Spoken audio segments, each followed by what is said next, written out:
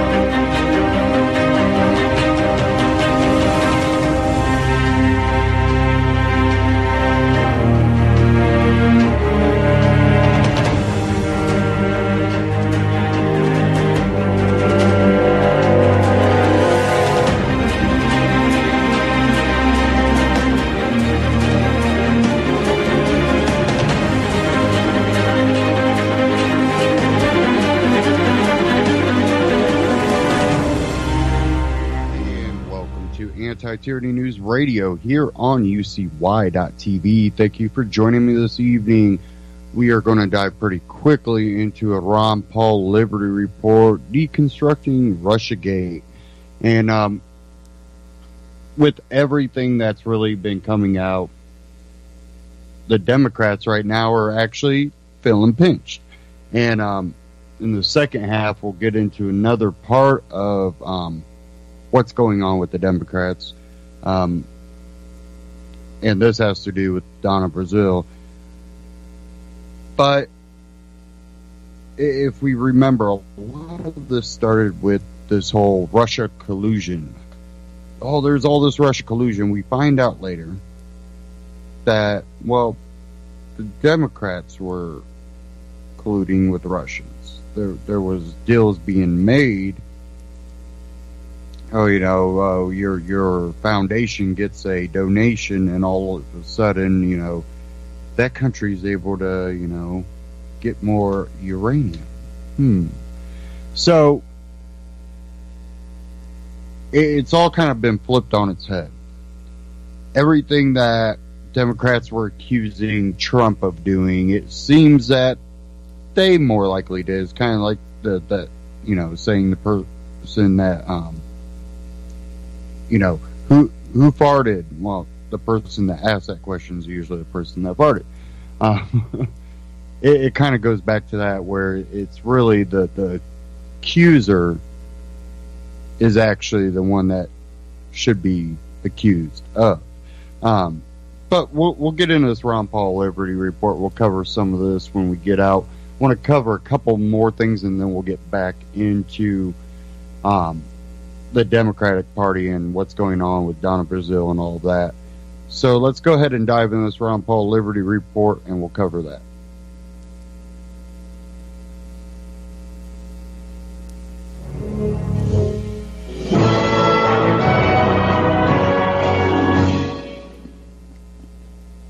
Hello, everybody, and thank you for tuning in to the Liberty Report.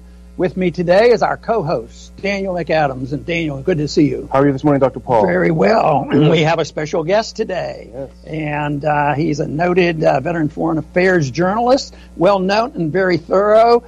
His name is Joe Lauria. Joe, welcome to our program. Thank you, Dr. Paul, for having me on. Wonderful. Before we get into a recent article that you've written about Russiagate, which is fascinating, and we'll talk about that, I want to introduce a book here, or show our audience a book. And I hope it doesn't help Hillary Clinton, but we want to show this. It says, How I Lost by Hillary Clinton. But it turns out that I think you had something to do with this book. I think there's a lot of Hillary Clinton involved in this. And there's a foreword by Julian Assange. That's nice.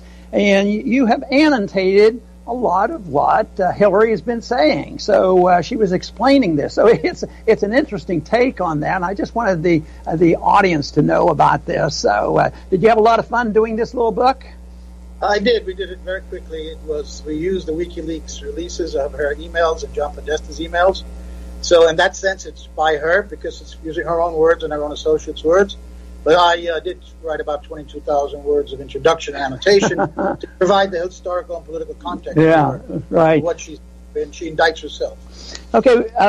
The article we want to talk a little bit more about today it's called "On the Origins of Russiagate." Who ever believed there could be a Russiagate? But I agree with the title. My little paper here said it was published on at Huffington Post, but I don't think it appears on their page right now. But anyway, we did get a copy of this, and you might make mention, if you care to, about why it is not on Huffington Post at this particular time. But the title is "On the Origins of the Russiagate," and this is very, very detailed explanation and understanding of what's been going on. Republicans are involved, Democrats are involved, Trump is involved, Russia's involved. I'm particularly fascinated about the geopolitics of all this, the accusations and the false accusations, and how NATO is involved in a bit, and how things have changed over this period of time. So give us a little introduction about that article, and then we will follow up from there. Well, the article, I originally published this article on Consortium News last week, the website run by Bob Perry. It was under the title of "The Democratic Money Behind Russiagate." I then updated it with the latest information. The Manafort and Papadopoulos indictments took place after that was published, so I updated it, included also testimony from Comey and earlier testimony from Comey and Clapper in there, and I published it myself on the website Huffington Post as a longtime contributor there. Contributors have the right to post their own articles there. It is then reviewed later by their editors, so it appeared for about 23 hours, and then I was informed that it had been taken down. I was never contacted by anybody at the Huffington Post. There's a kind of newsroom rule that before an article is retracted, the first thing you do is contact the writer, give him a chance to respond and defend his article. And that never happened. And since it was taken down, I've still not heard from anyone at the Huffington Post. There's been no due process whatsoever here. I gave them 2 days to respond afterward, and then I wrote a letter 24 hours ago about now. I still not have heard why they took this article down. They did, however, respond, the Huffington Post, to a reporter at BuzzFeed, their media reporter, and I know this because he posted their response on Twitter, and it said they said that they pulled it because there were factual errors in there and misleading claims. Okay, so I want to know what those are, and in the absence of any statement from them on what these misleading claims are and what the factual errors are, I can only conclude that this was not an editorial decision but a political one. And I rarely use and dislike the word censorship, as I never use fascism. Both are completely overused and misused. But I cannot think of any other word to describe what's happened here but censorship. Right. This was a political piece that ran against the deep faith of many in the Democratic establishment about what happened with Russia and this election. And my article, if you want me to go through it very quickly, I can explain what's in there. But let me just make one comment first, and we'll do that. Sure. But I think when they do this to an author and they take it down, the opposite effect, instead of closing out, it makes people more fascinated. It made me think, hey, I have to read this. Why is this so important that certain groups they don't want us to know about it? So go ahead. I think you're right. It's probably more attention now to this article because they pulled it than it would have been originally. Right. Of course, we think. Thankfully, we do have it up on the Ron Paul Institute website, too, so our viewers can go see it there on the front page. And it would be nice to go through the article, but I have to say, I stopped at the first couple of sentences because it hit me. It was so well crafted, it hit me in the face. Essentially, the article starts with the point that both of the sources for the claim that the DNC was hacked by Russia were paid for by the DNC. And if that's not a conflict of interest in itself, that should raise all kinds of red flags, I don't know what is. So take it from there if you can, and just kind of take us through the article, if you can. Well, that's absolutely right. There are two main sources for the allegation that Russia interfered with the election by hacking the DNC and the John Podesta emails, and then supposedly giving them to WikiLeaks. And the first was the memo written by Christopher Steele, the former MI6 intelligence agent, former head of the Russia desk, MI6 in Britain. And the second source was CrowdStrike. So let me talk about CrowdStrike quickly. CrowdStrike is a private company run by Dmitry Alperovich. He's one of the co-founders. He's also a fellow at the Atlantic Council, a very anti-Russian Atlantic Council, and he's an anti-Russian, Putin Russian. Why did the DNC hire CrowdStrike? Because they refused to let the FBI examine their service to determine whether there was, in fact, a hack at all, and then who may have hacked it.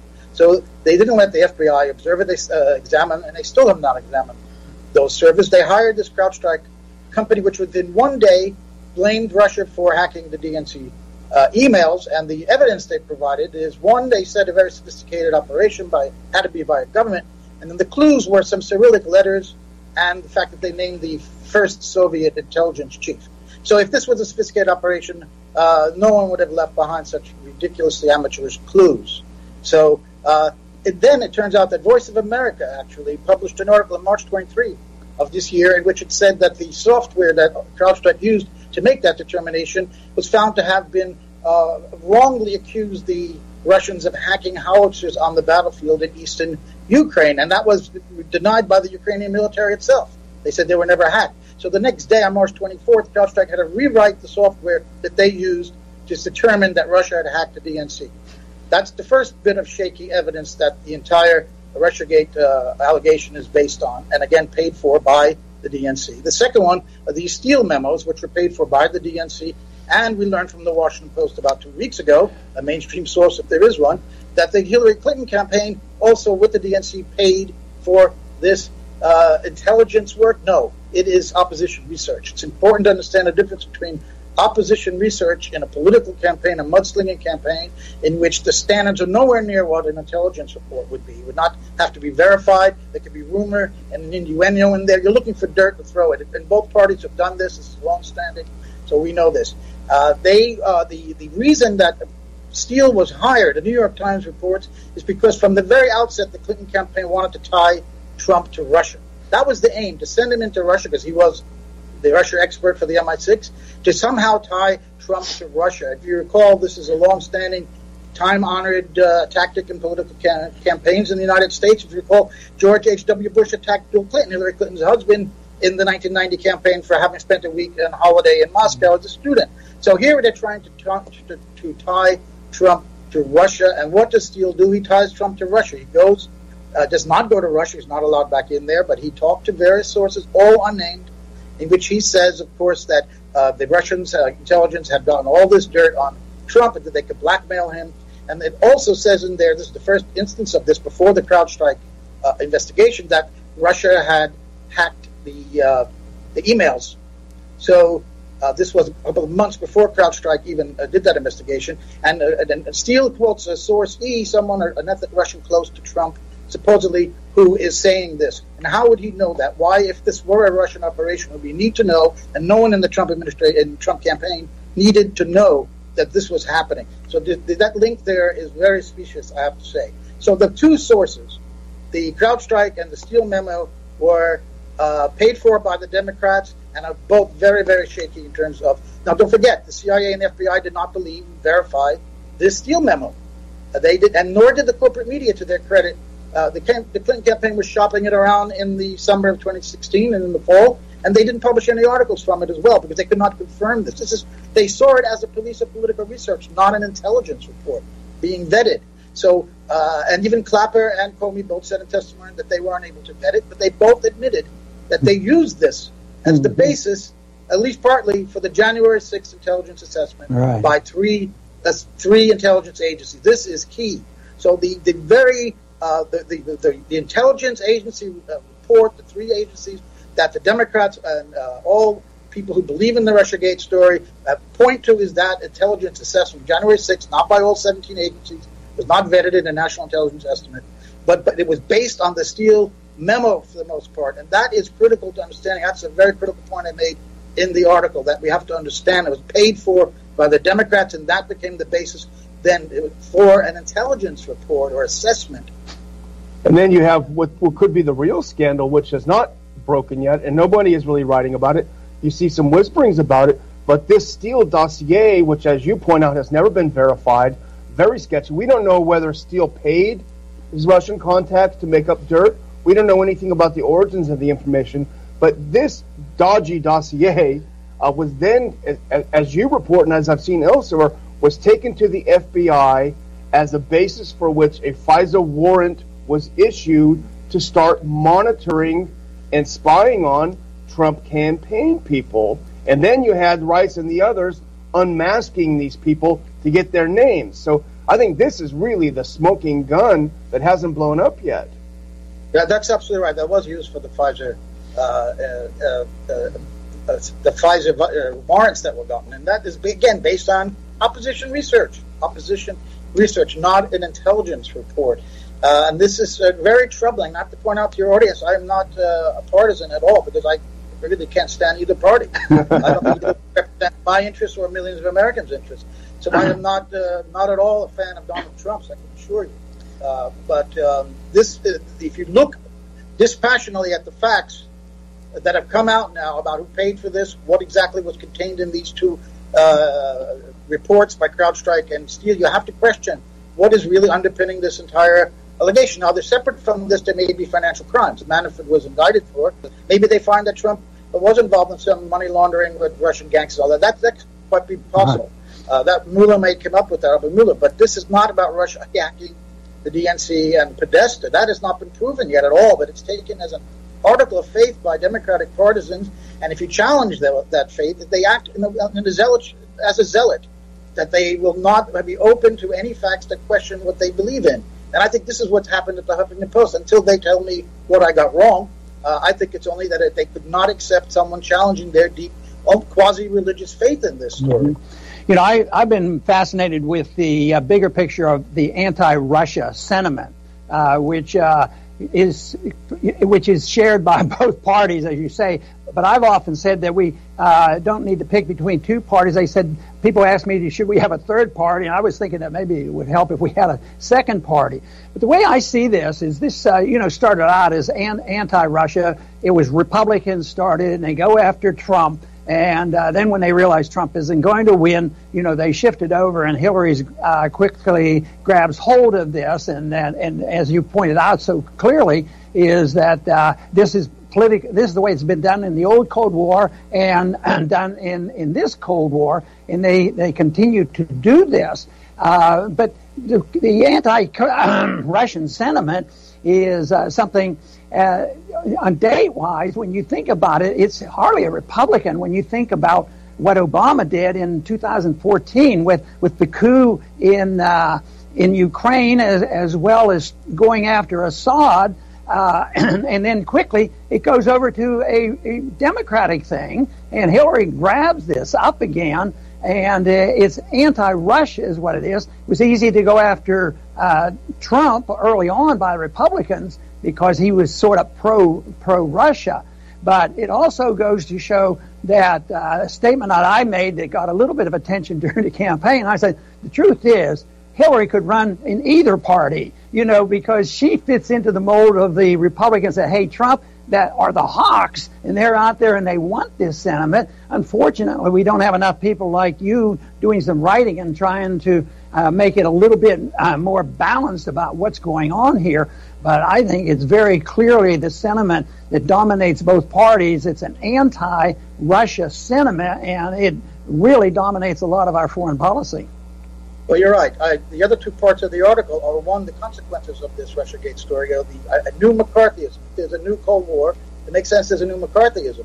You've had two lists now, blacklists of news organizations, news websites that have been blasted by the Washington Post from an anonymous source as being Russian agents. And then a couple of weeks ago, we had this group called the European Values listing individuals who were called useful idiots for Putin. On that list are David Brock, the head of opposition research for Clinton, Secretary General Antonio Guterres, and David Ignatius, maybe the most CIA-friendly columnist there is. Why? Because they appeared on RT. This is the way the nonsense this is what this has led to. But more dangerously, as you've alluded to, Dr. Paul, is that the geostrategic tensions have arisen enormously because of this story. And I put in the third part of the story that since the 1990s, it was after the end of the Soviet Union, the United States and Wall Street moved in, made alliances with oligarchs, and asset stripped the whole country, impoverished the population, and enriched people in the West and local oligarchs. It was when Putin came into power that he put an end to that. And I firmly believe there's lots of evidence that we can go into on this show, and I wasn't able to go into in too much depth in that article, but I've written about elsewhere, is that the U.S. wants to get back to that time. Mm-hmm. They want to get back inside Russia to exploit its resources and financial resources as well. But more importantly, they see Russia under Putin as a block to their geostrategic interests in Syria in particular. And that was a very dangerous move that Hillary Clinton wanted to put in a no-fly zone that I get into in the book that you showed earlier, that this was, even after General Dunford testified that could cause a war with Russia, she still stuck to that position in her last debate with Trump. So she was certainly a hawk, and Republicans did support her. But the United States wants to stop, is troubled by Russia stopping them with Brzezinski's. What Brzezinski had written about in his book, Great Game, that to get control of Eurasia, you have to get Ukraine from Russia's control, and that was behind the United States' reasons, in my view, to back that coup d'etat in 2014 that you also mentioned earlier. And my book goes into great detail and depth about how German intelligence discovered that there was no Russian invasion. There were not even 40,000 troops on the border, as General Breedlove had said, the head of NATO at the time. So Russia has to be stopped for the American strategic interest to continue. And it's very hard for Americans to understand, I think, that maybe we aren't the good guys all the time, and that America could be an aggressive power, and that Russia is playing defense in Syria to stop jihadists that America has backed there. And again, my book goes into a Defense Intelligence Agency document that shows the U.S. supported the prototype of the group that led to ISIS, and they needed to stop them. They needed to get rid of a government in Ukraine that did not want to join the European Union Association Agreement. So this is driving, I think, this entire Russiagate story predates this election by a lot. It's part of the U.S. strategy towards Russia. They wanted to then target Trump with it, with Russia, and they have lost the election. The Democrats did, and the establishment did, really, in some ways. And they are continually going on this path, this Russiagate path, and ignoring the facts as they come out that the Democrats paid for all of this.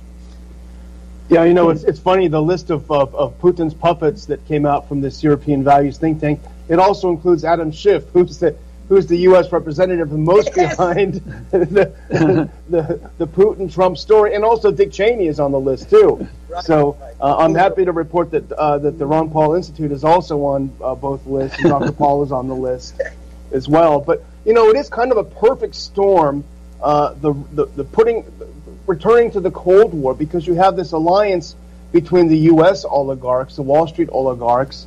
You have the neocons, who are all sitting in think tanks, very well funded, and then you have the military-industrial complex that funds the think tanks, that makes a fortune off of selling weapons overseas and selling fear to everyone. So, and they have it all wrapped up in this propaganda that if you somehow challenge this new narrative that pays so well for them, that you are in the service of a foreign government, you know. And yes. It is so chilling. It sounds like it's worse than the height of the Cold War. Yeah. Joe, we're going to have to finish up here shortly, but before we do, I want to put your book up again, How I Lost by Hillary Clinton, and making the point of the picture, because sometimes the Republicans get painted as being part of the big business, and the Democrats are for the poor people. And yet, as you mentioned before, there's not much difference between the two parties, and they are both very deeply involved with Wall Street and the military-industrial complex. So those are major problems. I've always complained that there's too much bipartisanship in Washington, because when it comes to foreign policy, they don't have any serious debates. And that to me, yeah. And you go ahead and make a closing statement and let the audience know where they can reach you if they would like to. Yeah, I think Consortium News is the best place for me to read. I wouldn't suggest the Huffington Post at this point. But, I wanted to make one last point about the bipartisanship. Neither one has ever questioned NATO putting 30,000 troops on the Russian border, the way the German foreign minister at the time did, calling NATO a saber rattler. So I think it's really important to open up one's mind and try to look at a different perspective of what the United States is up to outside the borders of the U.S.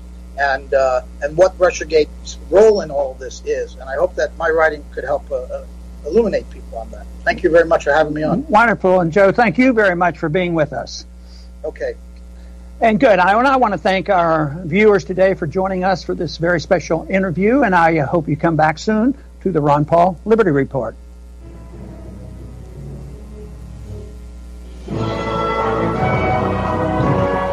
Ron Paul Liberty Report, RonPaulLibertyReport.com, and Ron Paul Liberty Report on YouTube. Check them out, subscribe.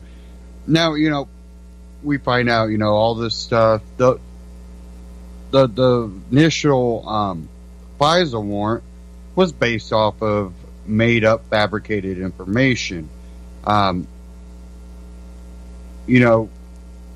It's always been said if you dig deep enough, you'll find dirt on anybody. And then, you also go back to, the statistic on how many crimes everybody commits a day that they don't even know they commit because of so many laws on the books. And then, of course, we got gray laws. Gray laws being the laws that are written very broadly and can at any time be interpreted in ways to push a political agenda. There are a lot of gray laws. I've talked about Manafort and how he was going to be someone that they were going to pursue to try to break. I said that months ago. What happens? He gets indicted, and they're trying to push him. And they have that, the mole that everybody's calling him, or the rat that everybody's calling him, the one that might have wore a wire. From what I understand, he was very, very small potatoes in the whole campaign, and his ability to have a legitimate information seems less likely. And I've also seen other information that says that that person was basically kind of blown off at multiple points. I don't know what kind of collusion's going on, but I know that there is a witch hunt that started based off of fake information, which makes that FISA warrant really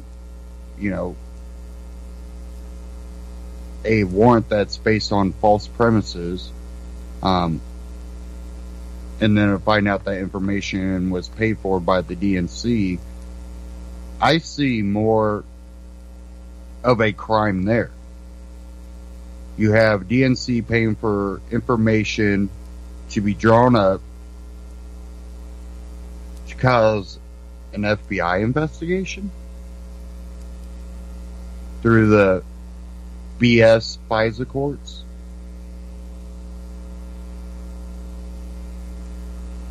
And all of this stuff just keeps rolling out about the Democrats. But the mainstream media, these celebrity folks, it's all Trump's fault. It's all Trump's fault. I don't like the guy either. But I'm not an idiot.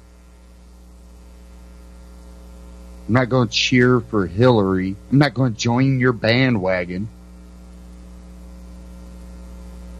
Are you effing kidding me?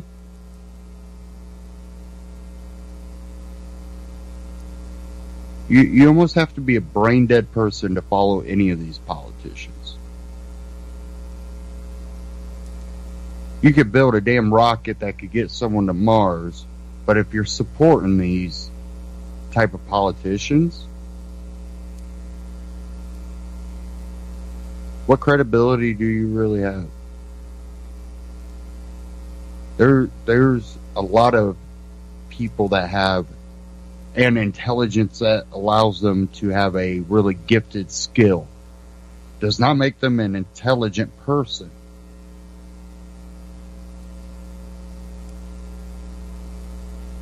And the problem is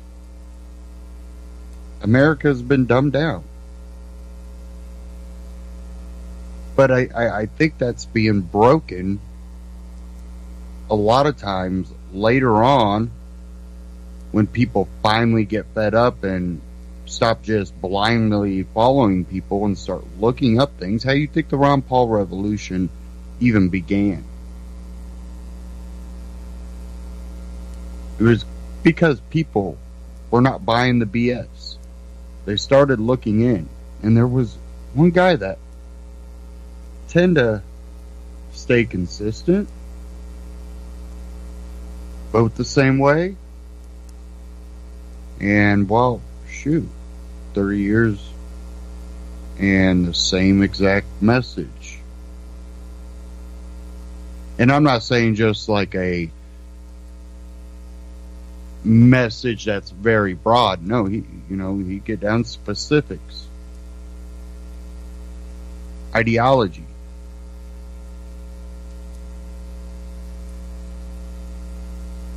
But the left tends to not really care about credibility, legit arguments. They're all based off of emotion.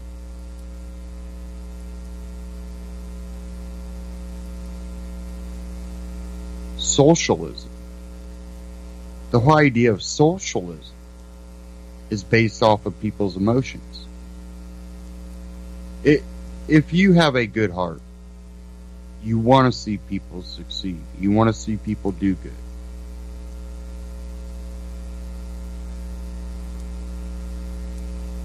But if you have a brain, you understand that giving people free stuff is not going to help them. So much that in today's society, I've seen people that have worked hard and, did good, get laid off, go to panhandling, and stay on panhandling because guess what? It's tax free and people just give me shit.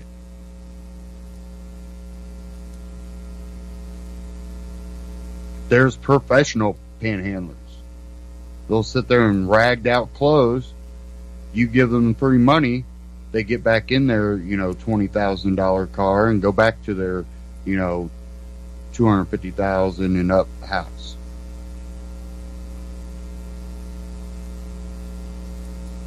There was one here locally that multiple people were posting, this person got in this car. I don't think they're too poor.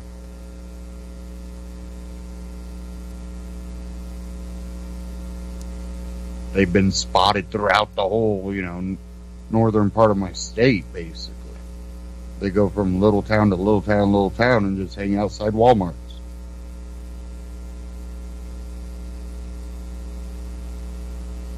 Why? Oh, because free shit means you can be lazy. People are like, that's not socialism. That is not socialism. No, socialism's even worse. Socialism says that, this person over here working their butt off gets paid as much as that guy over there that does nothing. Or harder jobs get paid the same as easy jobs. The guy sweeping the floors gets paid as much as the guy rebuilding the engine in that car.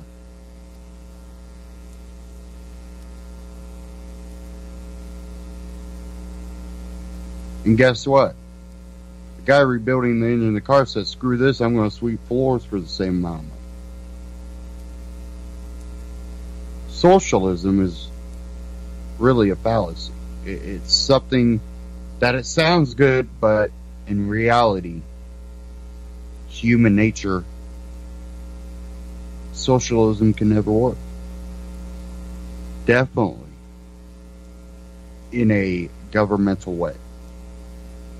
Once you give a government body the ability to force socialism on a society, what does that become? Oh, communism. Or national socialism. Or democratic socialism. Oh, we've heard that one before. But it's all the same. What happens when that mechanic doesn't want to rebuild that motor, and what's the sweet floors? Well, they still need mechanics. So guess what? You either rebuild that motor, or he puts you in a cell and make you rebuild that motor.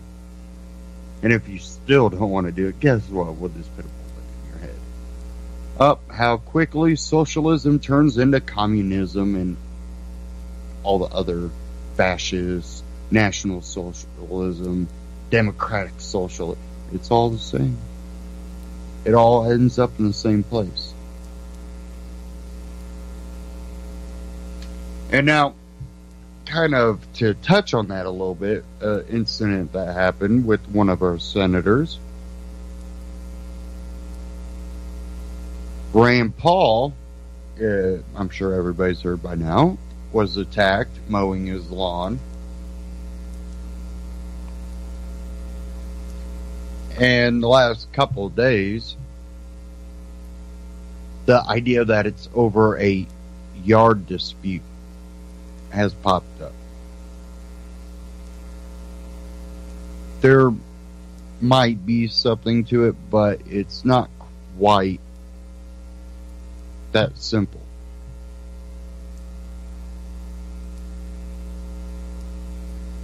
You know, yard disputes are nothing new. This happens all the time. I've had to deal with it. And most of the time, it's no big deal. But I think there's something a lot deeper to this. And I'll cover this Washington Post article here. And this had been updated. It looks like update. It says, and more weirdness ensues since this post initially went up Monday. The New York Times and others pointed to landscaping as the root cause. The Times cited 3 Kentucky Republicans who said the attack was the result of a landscaping dispute. Though the details were still sketchy, a friend who visited Paul on Saturday, for example, told the Times that Paul was still unsure why he was attacked. And now Paul's chief strategist, Doug Stafford, is apparently calling the landscaping theory into question, tweeting a link to a Breitbart story that cast doubt on it. Stafford has not elaborated further. And I do have that article up here. I want to cover that real quick. It says, exclusive Rand Paul's neighbors say reports blaming savage assault on landscaping disputes are fake news. Rand Paul's neighbors are calling into question reports suggesting the Kentucky senator's character and libertarianism contributed to one member of their community allegedly attacking him at his home in Bowling Green, Kentucky last week. Police arrested Paul's longtime neighbor, 59-year-old retired Dr. Rennie Boucher, and charged him with 4th-degree assault after he allegedly blindsided the senator, who was reportedly mowing his lawn. In an update Wednesday, Paul tweeted that a final report indicates 6 broken ribs. A new X-ray shows pleural infusion buildup fluid around the lungs. Previous reports stated that Paul suffered 5 broken ribs and lacerations to his lungs. Described as an unfortunate event by Paul, many reports have speculated that this was part of landscaping dispute. Neither Paul nor Butcher have indicated what specifically led to the incident. In a recent USA Today report, the developer of Paul's River Green neighborhood described Butcher as a near-perfect neighbor, but that the libertarian politician is a different story. Jim Skaggs paints a picture of Paul as a libertarian property rights zealot, who was probably the hardest person to encourage to follow the Homeowners Association regulations of anyone out here because he has a strong belief in property rights. Wonder why? Because you have them. The pursuit of happiness was not initially supposed to be the pursuit of happiness. It was supposed to be the pursuit of property. Does anybody know why they changed it why Jefferson changed. Oh, and the left would not even probably acknowledge this. But there was a specific reason Jefferson decided to pit pursuit of happiness instead of property. It was slavery. He knew that if he put property in there, that would have been used as an argument for slavery. Because most slave owners considered their slaves property. But even though we're supposed to be taught by the left that, Jefferson, he was a slaveholder and a racist guy, and he didn't respect no black person. Actually, he understood the issue of slavery, even though he participated in it, because he had a conscience, and one side of his brain was battling with the other. He knew there was something wrong about it. He knew that, that black person is a man just like I am. All men are created equal.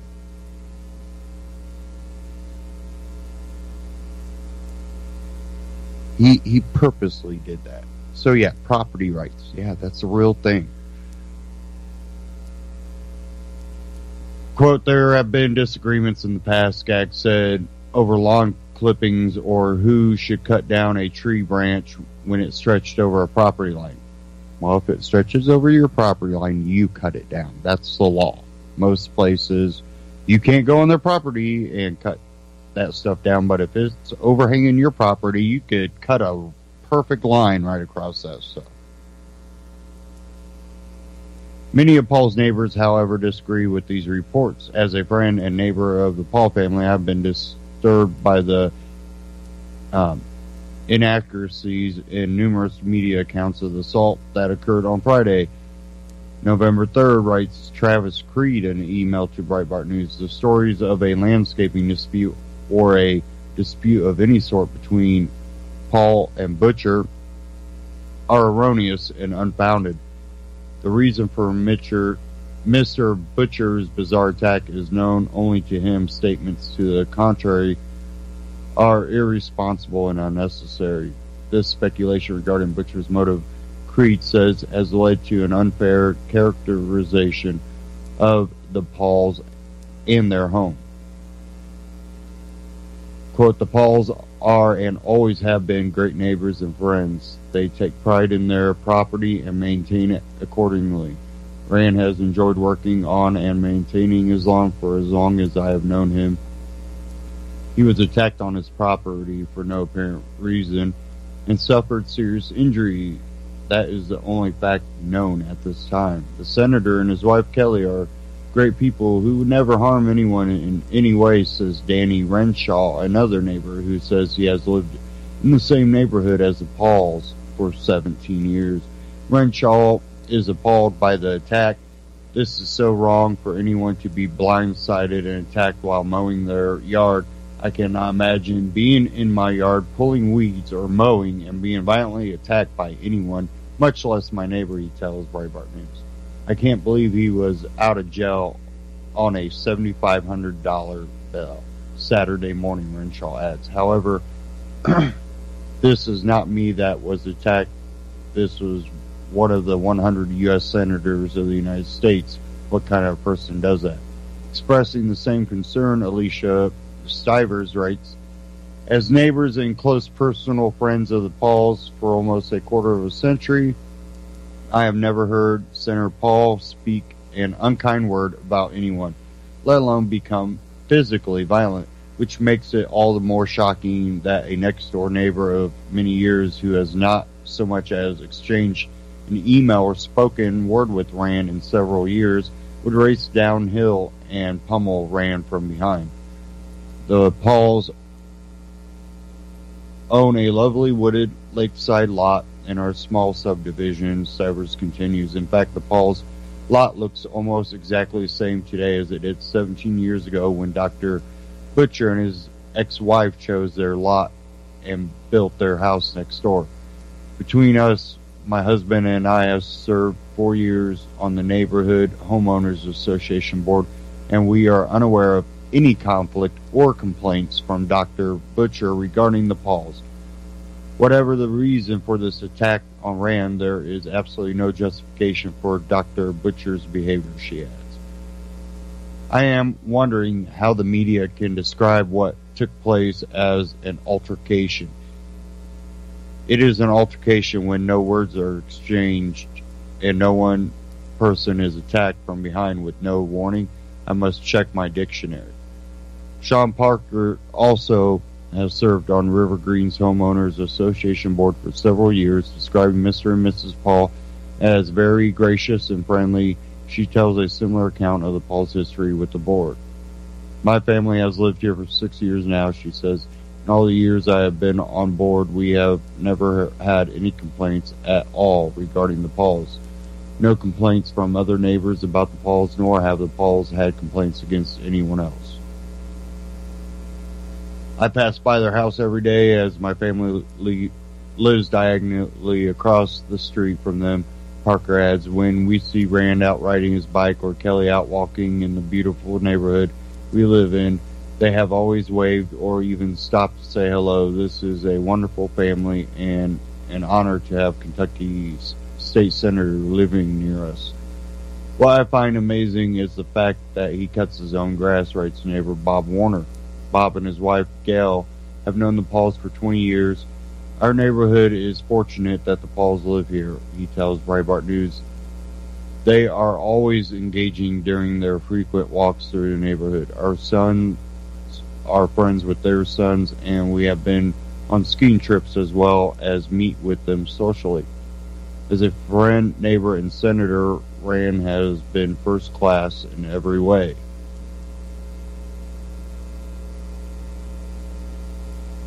And you can read the rest of that at Breitbart, and you can read the rest of that first article that I barely covered at Washington Post. But what seems to be going on is you have one guy that gets all the left media writing about, oh, Rand doesn't fall. It's his libertarianism. That's why. And you've had people like that. I don't know. He's very uneducated, naive guy. What's his name? Nolan Hamilton Nolan, I think is his name. That guy just talks shit all day. Bullshit comes right out of his mouth. But you've had the left media just pushing this one guy. Even though you have probably a dozen neighbors, you know, multiple neighbors that have been on the board, and they're all saying this does not add up. One thing, which this is a theory, just like those were theories, but this is just based on information that has been confirmed before, and that Washington, or it might have been the Reason has an article, it's titled Rand Paul Getting Attacked is What's Wrong with Libertarianism. Wait, what? That was by Matt Welsh. But it even pointed out, you know, something that had been confirmed when this attack first happened. The article here was talking about, you know, him having socialist-leaning ideology. Well, when it first happened, there were a few neighbors that said, well, Butcher was definitely a very far left-leaning person. Then we have one guy. Other than that, that basically spread all these rumors about Rand Paul not, you know, being of good character because of his libertarianism. And the left ran with it, despite the facts. Facts saying that one guy out of 12, that's an anomaly. That's not the norm. And I almost wonder, if this guy was whispering in that guy's ear, which made him blow the lid, and because of his anger for not getting socialism through, he attacked Rand. But no one will know. Not unless he comes out and says why he did it, and is truthful about it. He could come out and lie about it. Yep, it was the landscaping dispute. Yeah. Still doesn't excuse your behavior.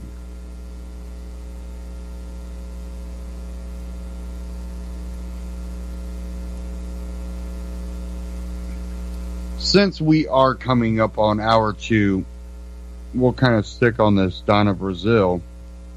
I'm going to play a clip from Stefan Molyneux. We are definitely not covering this whole clip. It is quite a long clip. You can check out the full thing at Stefan Molyneux on YouTube.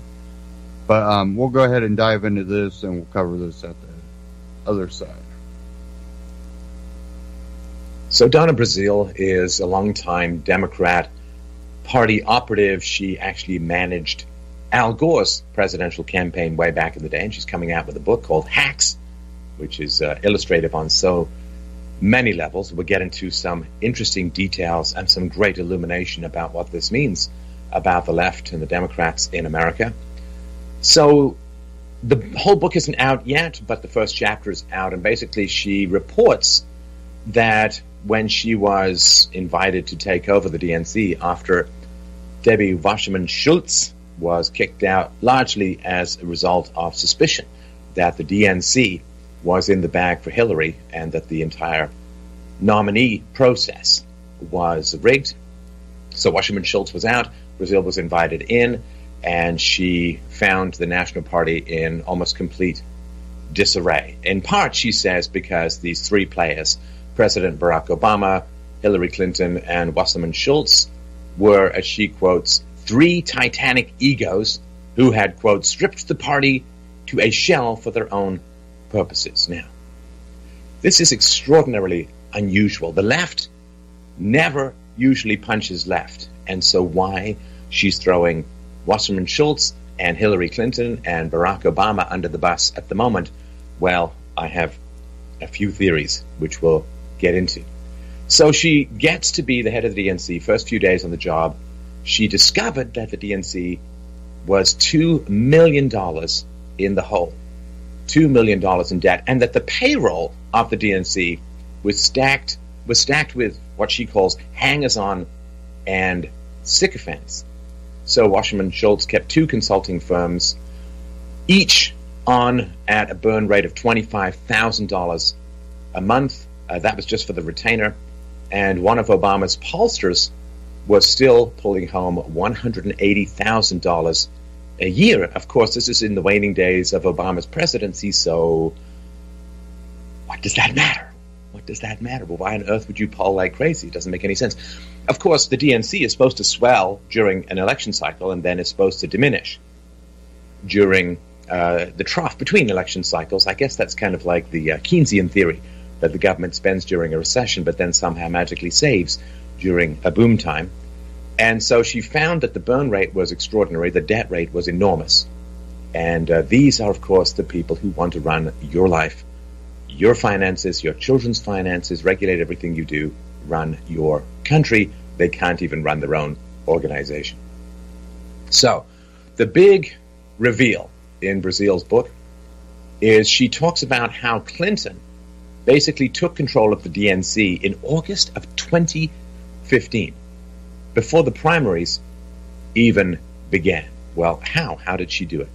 Well, there was a joint fundraising agreement between the party and Clinton's campaign. Now, Brazile says that this deal gave Hillary Clinton effective control over the finances of the DNC, over the strategy of the DNC, and even over staffing decisions. So if you're controlling the finances, the strategy, and the staffing of the DNC, I got to think that gives you just a little bit of an edge over the other candidates, including Sanders.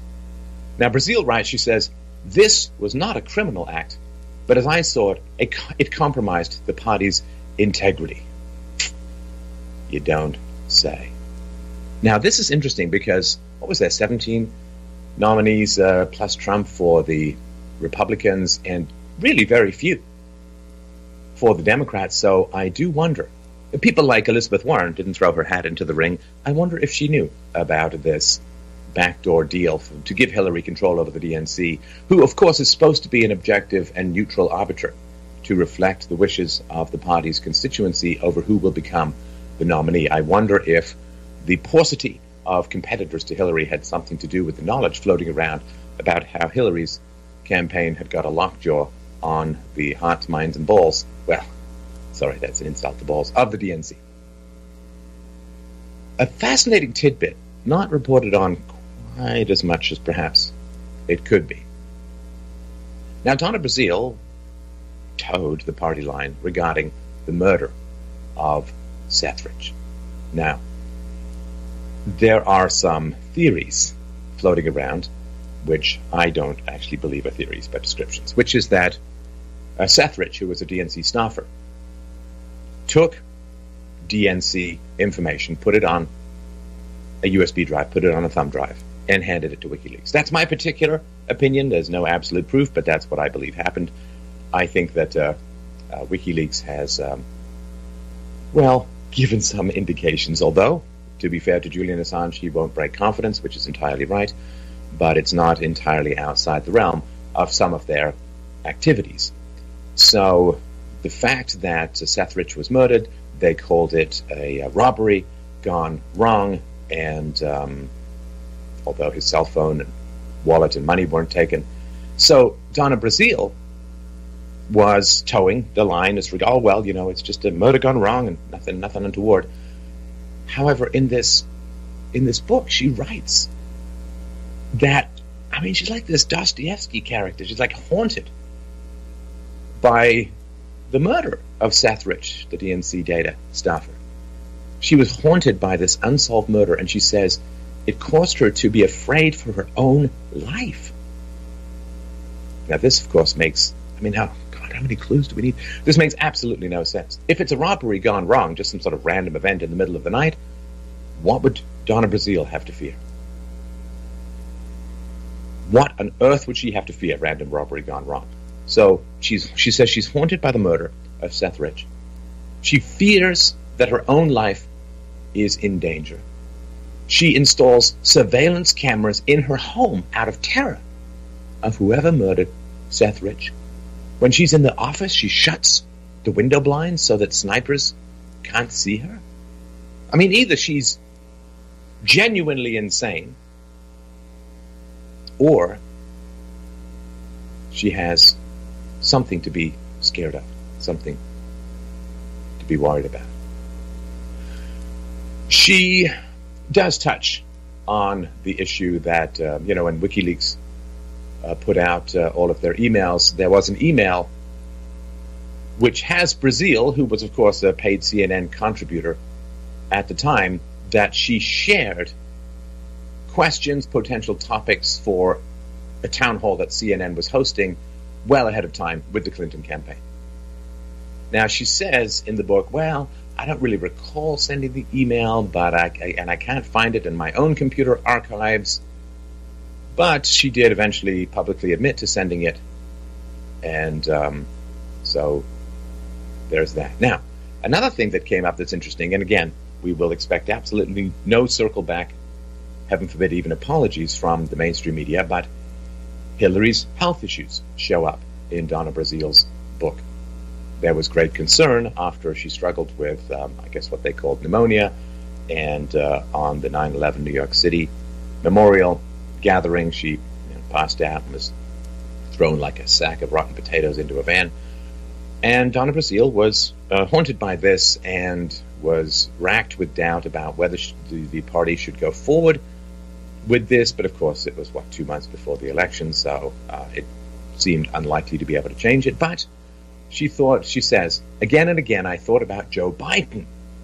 But she also adds, no matter my doubts and my fears about the election and Hillary as a candidate, I could not make good on that threat to replace her. And then she seems to indicate that it's because Hillary, of course, was the female candidate, and therefore it was a step forward in the realm of identity politics, the first female president. So the fact that they didn't replace Hillary, who knows what would have happened at the time, but the fact that they didn't had a lot to do with the addiction to identity politics that has characterized the left for so many generations now, really. So here are some quotes from Brazil's book. She says, my predecessor, Florida Representative Debbie Wasserman Schultz, had not been the most active chair in fundraising at a time when President Barack Obama's neglect had left the party in significant debt. That's a very, very telling statement. Of course, it's not just the DNC that Barack Obama left in significant debt. It was, in fact, the entire country. As you know, debt ballooned under Barack Obama from $10 trillion to $20 trillion. In other words, from the Republic's founding until Barack Obama, it took that long for America to end up $10 trillion in debt, and then 8 years later that had doubled. Now, of course, some of that is not under his control. It's mandated spending and so on, but some of it sure as hell was. So she goes on to write, as Hillary's campaign gained momentum, she resolved the party's debt and put it on a starvation diet. It had become dependent on her campaign for survival, for which she expected to wield control of its operations. And I love how like when the party is ridiculously overspending and Hillary forces it to cut back, now it's a starvation diet. You know how they say it's austerity when the government can't spend ridiculous amounts more than it's taking in taxes. It's just starvation, you know, like if you're on a diet, you're on the sumo diet of like 8,000 calories a day, and then you go down to 7,000 calories a day and you're suddenly starving to death. You don't really think you are. Brazil goes on to write, Debbie was not a good manager. She hadn't been very interested in controlling the party. She let Clinton's headquarters in Brooklyn do as it desired, so she didn't have to inform the party officers how bad the situation was, how much control Brooklyn had, and for how long, was something that I had been trying to uncover for the last few weeks. The Saturday morning after the convention in July, I called Gary Gensler, the chief financial officer of Hillary's campaign. He wasted no words. He told me the Democratic Party was broke and $2 million in debt. What? I screamed, I am an officer of the party, and they've been telling us everything is fine, and they were raising money with no problems. Again, this is astounding. Absolutely astounding. Failing to inform the officers of the DNC how much it was in the hole, how much it was spending. First of all, it's their job to find out, and it's other people's job to tell them. And again, these are the people who want to run the country, who think that they're competent to run a multi-trillion-dollar economy when they can't even run a multi-million-dollar local business. So, yeah, so Brazil is saying, no, the officer, I'm an officer of the party, they've been telling us everything's fine, raising money with no problems. And the guy, right, the chief financial officer of Hillary's campaign, replies and says, that wasn't true. He said, officials, she goes on to say, right, officials from Hillary's campaign had taken a look at the DNC's books. Obama left the party $24 million in debt, $15 million in bank debt, and more than $8 million owed to vendors after the 2012 campaign, and had been paying that off very slowly. Now, if you recall, quick rewind here, if you recall back in the day, one of the charges leveled against Donald Trump was that he didn't pay some vendors at some point. The DNC owed over $8 million to vendors after the 2012 campaign. Again, whatever the left accuses you of, they are doing times a million. So, again, this is just part of the whole part and parcel. She went on to write, Obama's campaign was not scheduled to pay it off until 2016. Hillary for America, the campaign, and the Hillary Victory Fund, its joint fundraising vehicle with the DNC, had taken care of 80% of the remaining debt in 2016, about $10 million. and had placed the party on an allowance. You know, when you've got to go to the Clintons for fiscal austerity, you are not in a financially happy place. And that's amazing. So this is before the first vote had been cast for the nominee. And the Hillary campaign had basically more or less floated $10 million to the agency that's supposed to be impartial. I mean, come on. Come on. I mean, however ardent a Democrat you are, that is terrible. That is an abominable compromise of any pretense of objectivity. So, Donna goes on to write, on the phone, Gary told me the DNC had needed a $2 million loan, which the campaign had arranged. No, that can't be true, I said. The party cannot take out a loan without the unanimous agreement of all of the officers. Gary, how did they do this without me knowing? I asked. I don't know how Debbie relates to the officers, Gary said. He described the party as fully under the control of Hillary's campaign, which seemed to confirm the suspicions of the Bernie camp. The campaign had the DNC on life support, giving it money every month to meet its basic expenses, while the campaign was using the party as a fundraising clearinghouse. Under FEC law, she writes, an individual can contribute a maximum of $2,700 directly to a presidential campaign. But the limits are much higher for contributions to state parties and a party's national committee.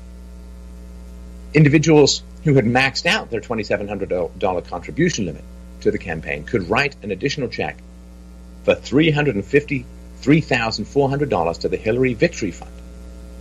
That figure represented $10,000 to each of the 32 states' parties who were part of the Victory Fund agreement, $322,000, and $33,400 to the DNC. The money would be deposited in the states first and transferred to the DNC shortly after that. Money in the battleground states usually stayed in that state, but all other states funneled that money directly to the DNC, which quickly transferred the money to Brooklyn.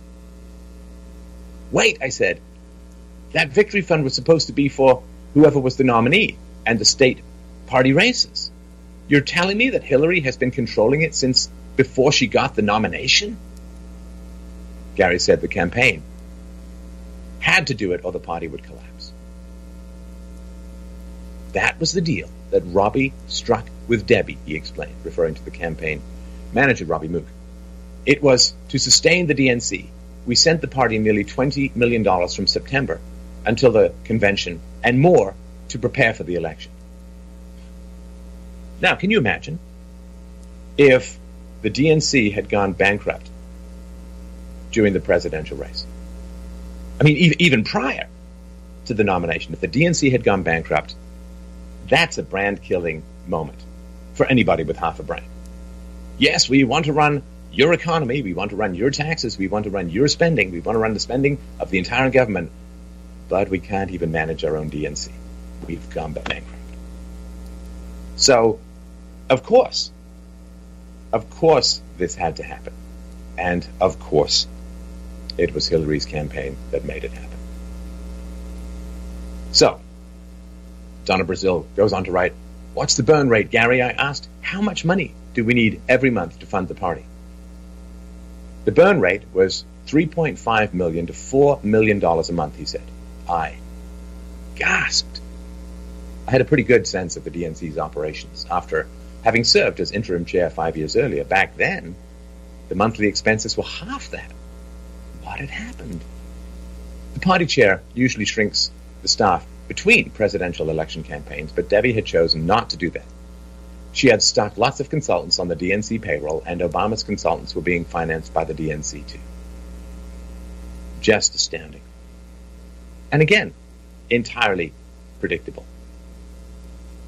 So here's what happened. So Sanders and Clinton both signed these joint fundraising agreements with the DNC. This is way back in 2015. And this created the mechanism by which proceeds were split between the campaigns and the party itself. So, of course, when you're out there campaigning, saying, oh, give me fundraising for me, or, if you're Hillary or for Bernie or whatever, well, some of that money, a substantial amount of that money was flowing up to the DNC just to keep it propped up. But, so they both signed these boilerplate to share the fundraising. But Clinton's campaign had a little side deal. And that little side deal gave it this influence that we talked about before over staffing and other decisions made by the DNC during the primary. Now, the sort of side deal that Hillary's campaign had with the DNC had also a stipulation that it only affect preparations for the general election. Other candidates could strike a similar deal if they wanted or negotiated and so on. Now, Clinton allies, in responding to what Donna Brazile have said, oh, no, the same offer was available or made explicitly to all candidates. But only the Clinton campaign decided to take advantage of it. Now, can you imagine? Can you imagine? I mean, this is so illogical. I mean, even for the left. So can you imagine you're a manager in the Sanders campaign and they come to you with this offer and you say no. But you know that other candidates have this offer as well. I mean, it would make no sense, right? So two of the Sanders campaign's former top officials said, oh no, we weren't offered that deal like Clinton's. We didn't know anything about Hillary Clinton's side arrangement with the DNC. Now, some reporters have looked up the joint fundraising agreement that the Sanders team made with the DNC. That was in November 2015. And it really has no indication of this supplemental side deal giving the campaign substantial control over the DNC. So somebody's not telling the truth. And I think I know who it is. Now, if you remember, during the primary election cycle, Sanders, and in particular Sanders supporters, were really angry at the DNC because the DNC is supposed to be this like neutral blank arbiter, just count the votes and all that. And Bernie and his supporters were alleging that the DNC was on Hillary's side, that it was tilting the playing field. And of course, it was denied. There's no influence. We're totally neutral. We're just blank arbiters. All we're going to do is judge. We don't get involved. We don't have anyone who's preferential to us or anything like that. And this was actually used against Bernie Sanders, right? So it was considered to be, you're paranoid, you're crazy, you're losing and you're lashing out. Oh, you're crazy for imagining that the DNC has any preference for Hillary Clinton. They're totally neutral. You're disloyal. You're a conspiracy theorist. You're losing and lashing out. Amazing.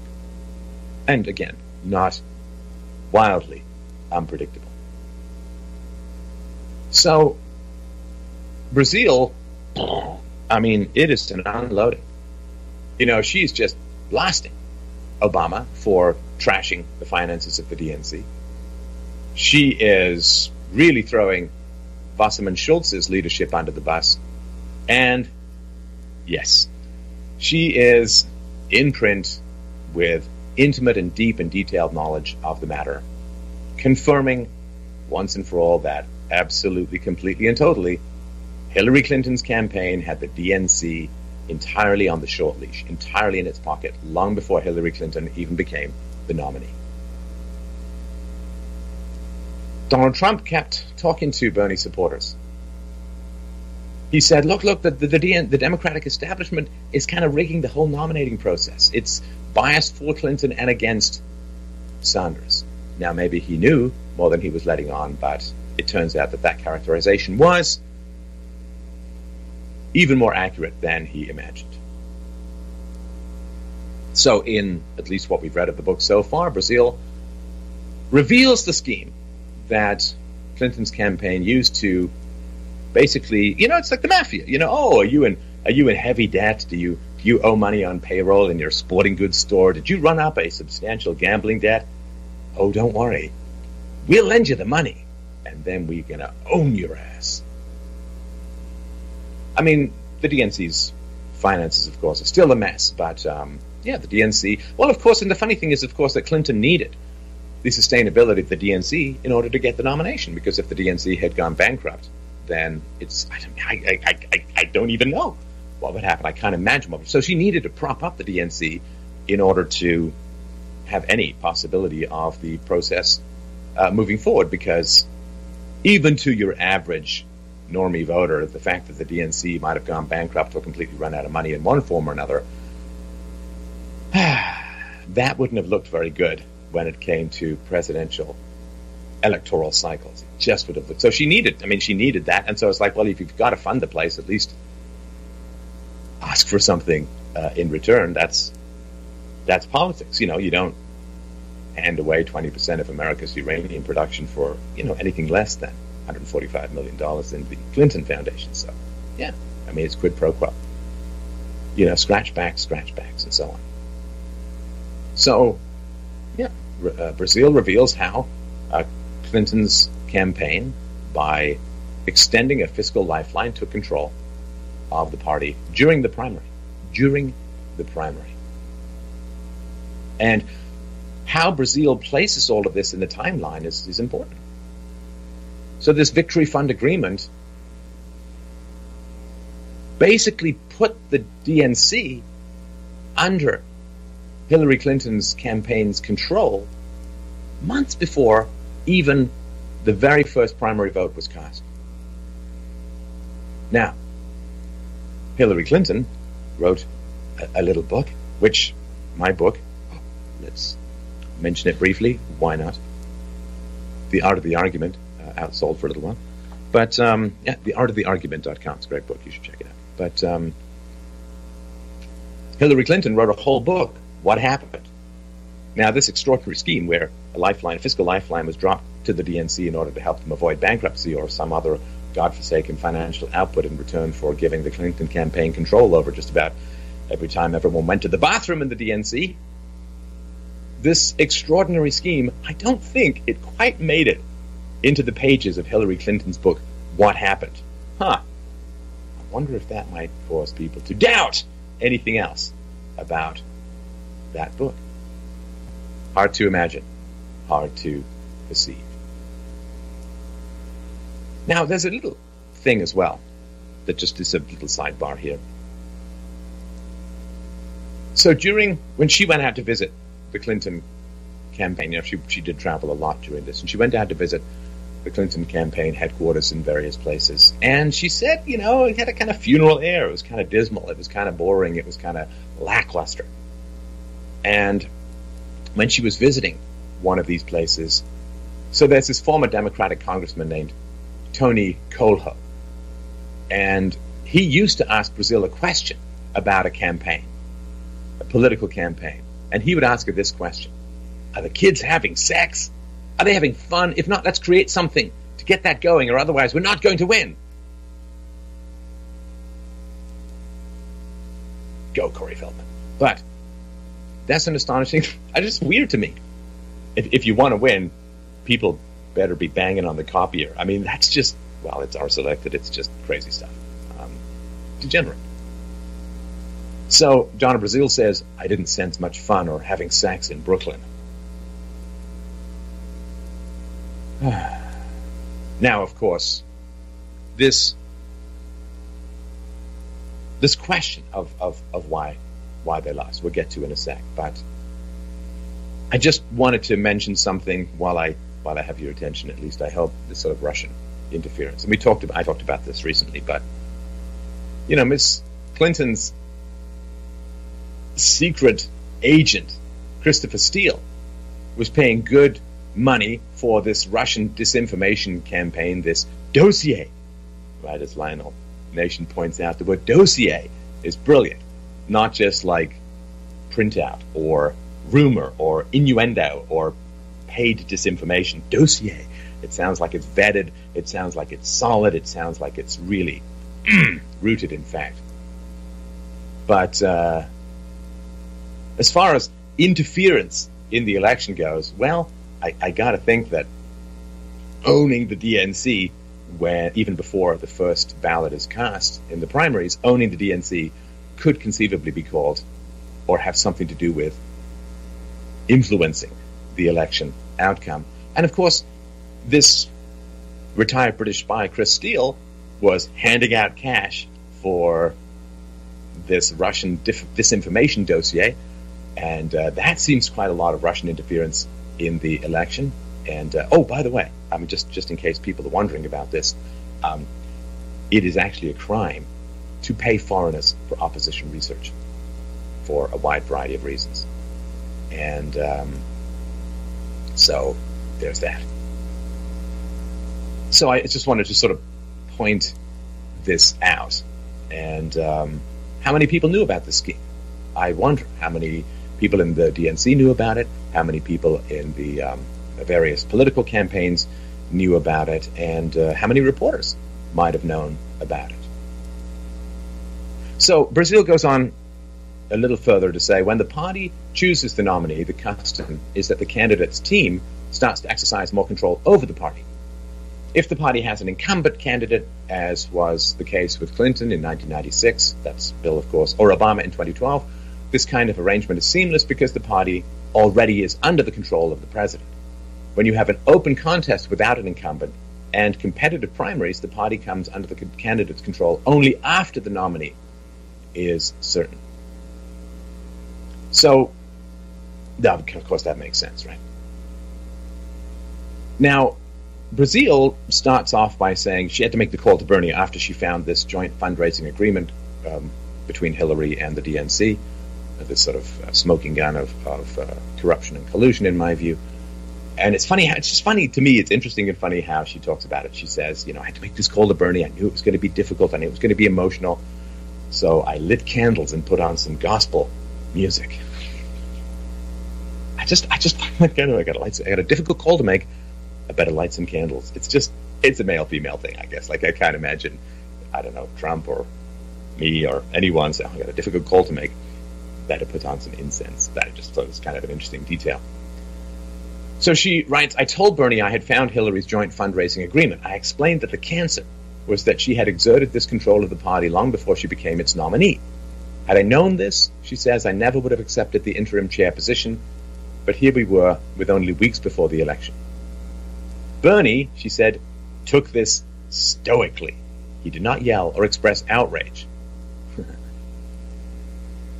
I think you misspelled cuckily.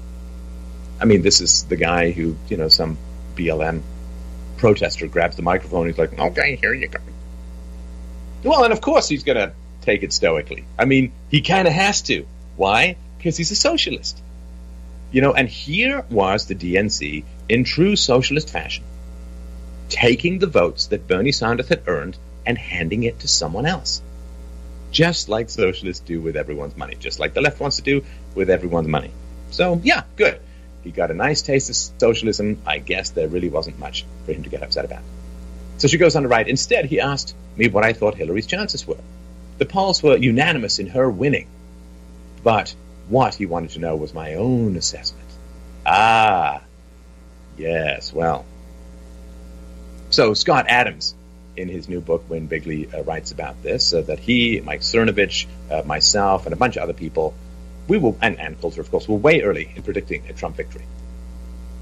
And I myself was you can't prove this, I'm just telling you, I was more certain even than I said publicly because I didn't want overconfidence to be the weakness. So, this is way back in the day that, summer of 2015, I first predicted it and stayed true to it even through all of the ups and downs and Pussygate and so on.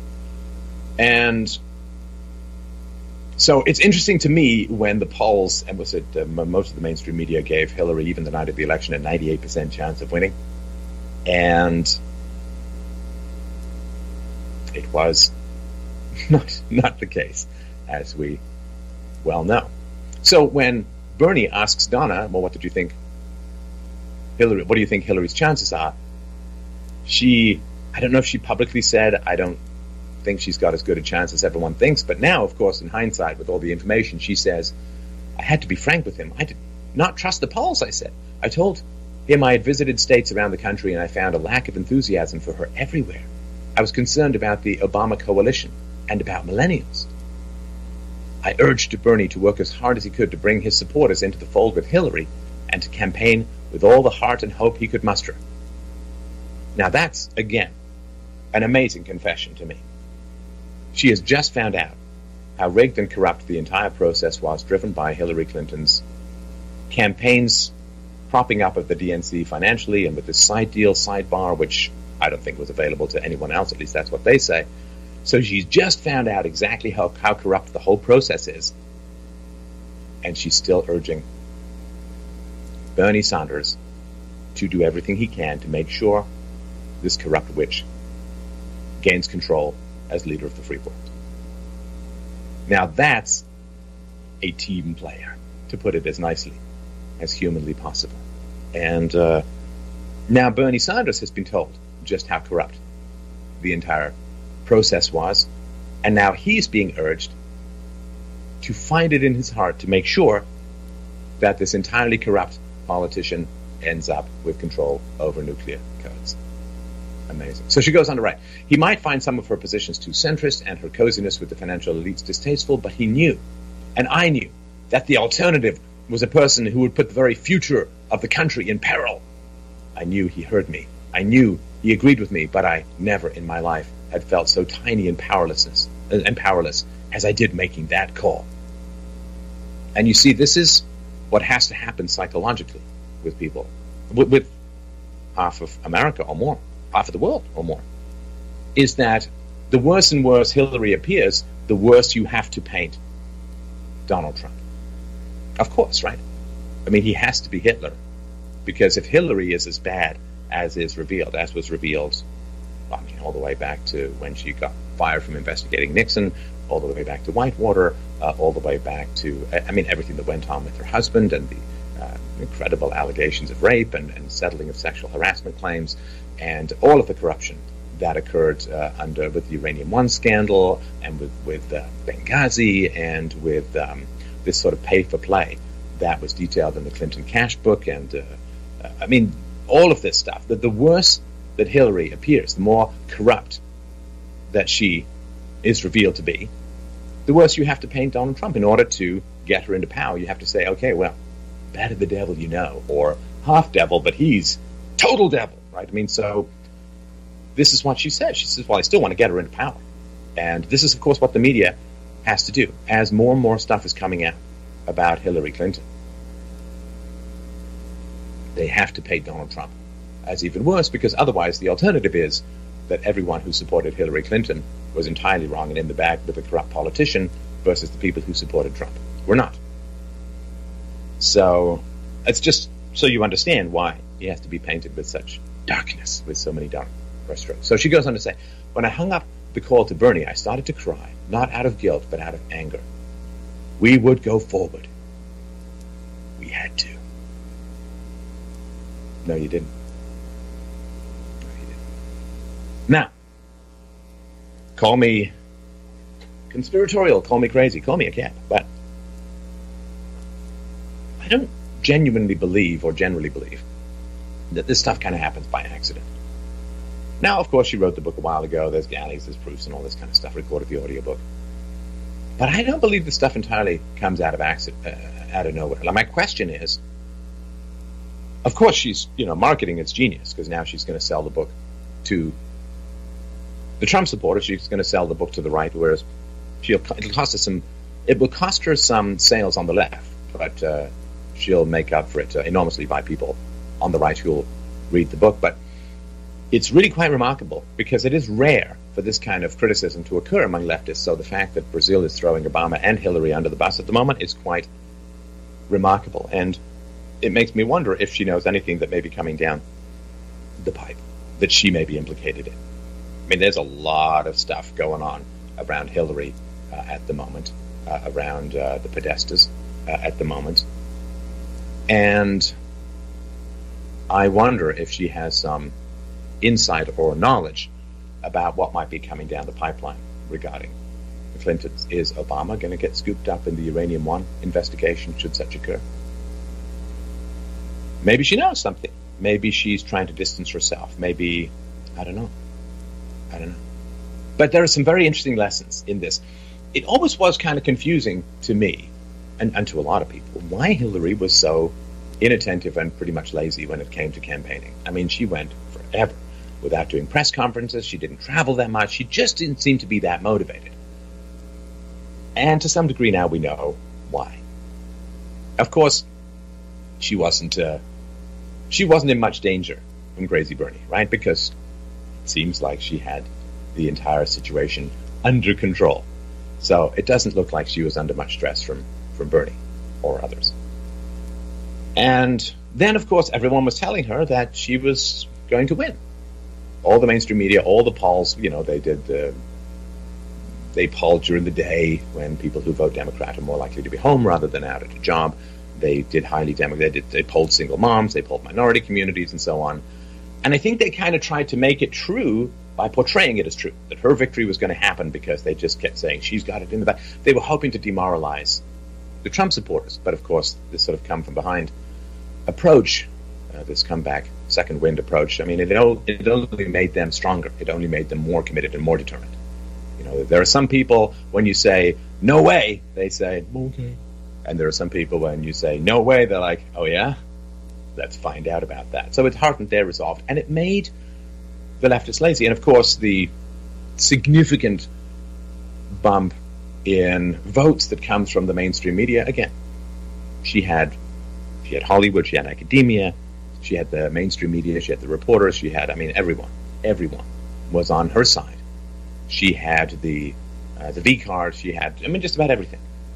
And of course she did, overlook the white male. She overlooked the frustrated, the economically crippled, those who couldn't get jobs because of the hyper-regulatory state under Obama.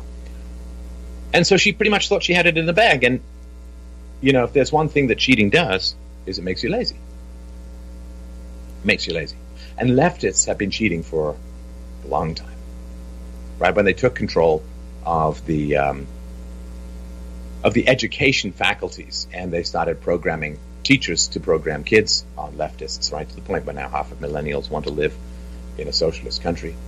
So they programmed kids. They programmed young adults in universities by taking leftist control of faculties. They imported tens of millions of third world voters who overwhelmingly vote for the left. They destroyed border controls in order to allow a flood of illegal immigrants into America, for which there is significant evidence that millions of them voted for the left under the last presidential election.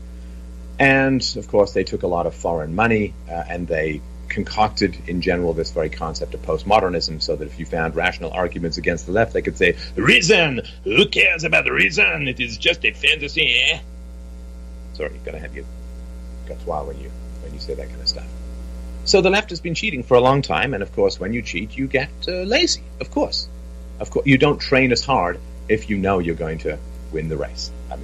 That's just the way it works. So, and the other thing too is that when you know you're going to win, you get lazy, and what that means is hardworking people don't want to be around you, right? Because I don't know, like I worked once for the government when I was a temp in my late teens. And I was like a hardworking and focused person, like to get things done. It drove me crazy. It's like, you want to win a running race and you have to run through wet jello or run underwater. It's just, when you want to get things done, these delays drive me crazy.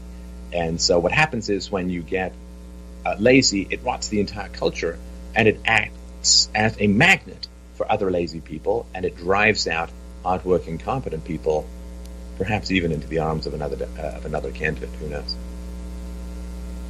I also wanted to drop in because an example of this laziness is this blaming the Russian thing, right? Rather than figuring out what you did wrong, you blame the Russians. You blame whites. You like whatever, right? Anything other than yourself. And so the congressional pressure was put on Facebook, right? At a time when Facebook is facing potential antitrust examinations of the kind which completely decimated and crippled IBM for 13 years, I think it was, that they were being ground down by antitrust investigations and potential blowback, and it drove smart people through the Pareto principle, that the square root of workers produces half the value, so 100 people out of 10,000 are producing half the value. And who wants to spend their entire life as a high-functioning professional dealing with antitrust investigation. So you leave the company and you go to other companies, which is one of the main reasons why Microsoft ended up vaulting over IBM with the PC. And so Facebook is facing just this kind of soul-draining, potential company-destroying or undermining kind of investigations for antitrust. And so there's a lot of pressure from the government being put on Facebook, and eventually, they said, no, there's no Russian interference, and finally they got billions of monthly users, and they went through with a fine-tooth comb, and they finally found, 470 potentially suspect accounts that spent $100,000 on ads. About $100,000 on ads. 470 out of billions, and $100,000 out of Facebook's annual revenue of $27 billion. Ooh, catastrophic Russian influence. And the Times described these findings thus. Facebook officials disclosed that they had shut down several hundred accounts that they believe were created by a Russian company linked to the Kremlin and used to buy $100,000 in ads, pushing divisive issues during and after the American election campaign. Believed. Created by a Russian company linked to the Kremlin. They believe. I don't know. Now, how on earth would Facebook, which does not, to my knowledge, have spies in Russia, how on earth would Facebook know that Russian companies are linked to the Kremlin or not? How do they even know they're Russian companies? How do they know they're Russian users? Ooh, there's Cyrillic in the username. Ooh, there's an IP that originates in Russia. You know that all of the malware that got loose from the CIA, that you can spoof and fake anything you want. Saying it comes from this place and it has, this is ridiculous. Come on. Come on. It seems to come from a Russian area. It might have a Russian name, and therefore somehow, even if it is someone in Russia, 144 million Russians, all of them are linked to the Kremlin in some manner. Ugh. So, Zuckerberg, again, remember, facing potential antitrust investigation, Zuckerberg says he's expanding this investigation to include, and I quote, additional Russian groups and other former Soviet states. Now, remember, of course, that the entire narrative goes something like this, that Russia wanted Trump to win, therefore. But as it turns out, these Facebook ads were, some of them praised BLM, some of them attacked it. It was there was no particular consistent pattern of pro-Trump and anti-Hillary. So, it literally is like taking stock advice from the guy screaming into the phone with no connection on the street corner. It has become completely deranged. And these are just people who are striving to wave away or to ward off the extreme discomfort of cognitive dissonance by just making up any imaginary threat that they can. When it comes to foreign influence on the U.S. election. I don't know, two countries pop into mind. Saudi Arabia gave a lot of money to the left and has, to some degree, influenced America getting involved in some of the local wars, Yemen in particular.